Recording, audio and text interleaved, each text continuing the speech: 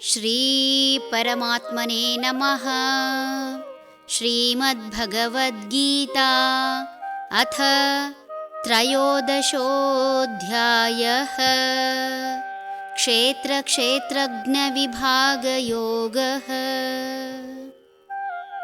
ಸಮಂ ಪಶ್ಯನ್ ಹಿ ಸರ್ವತ್ರ ಸಮವಸ್ಥಿತಮೀಶ್ವರಂ ನ ಹಿ ನಸ್ತ್ಯಾತ್ಮನಾತ್ಮಾನಂ ತತೋ ಯಾತಿ ಪರಾಂಗತಿಂ.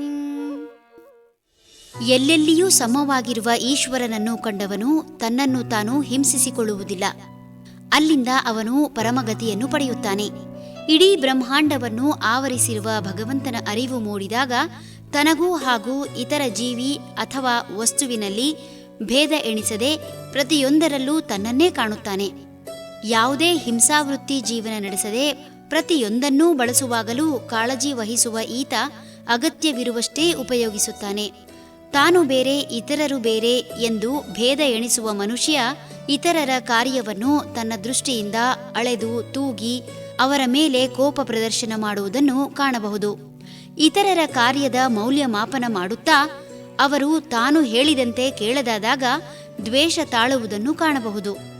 ಯಾರು ಎಲ್ಲರಲ್ಲೂ ಎಲ್ಲದರಲ್ಲೂ ಭಗವಂತನನ್ನೇ ಕಾಣುತ್ತಾರೆ ಅಂತಹವರು ಮದ ಮತ್ಸರ ಲೋಭ ಮೋಹಗಳಿಲ್ಲದೆ ಸದಾ ಹಸನ್ಮುಖಿಗಳಾಗಿರುತ್ತಾರೆ. ಮದ ಮತ್ಸರ ಮೋಹ ಇರುವವರು ಇತರರ ಮೇಲೆ ಹಗೆ ಸಾಧಿಸುತ್ತಾ ತಮ್ಮನ್ನೇ ತಾವು ಹಿಂಸೆಗೊಳಪಡಿಸಿಕೊಳ್ಳುತ್ತಾರೆ. ದ್ವೇಷ ಸಾಧನೆಗೆ ಇಳಿದ ಮನುಷ್ಯ ತನ್ನ ವೈರಿ ಎಂದು ಭಾವಿಸಿದ ವ್ಯಕ್ತಿಯ ಹೆಸರನ್ನು ಕೇಳಿದರೂ ಸಾಕು, ಮೈಯೆಲ್ಲ ಉರಿಯುವಷ್ಟು ಕೋಪಗೊಂಡು ಬೇಡದ ರೋಗ ತಂದುಕೊಂಡು ತೊಂದರೆ ಅನುಭವಿಸುತ್ತಾನೆ.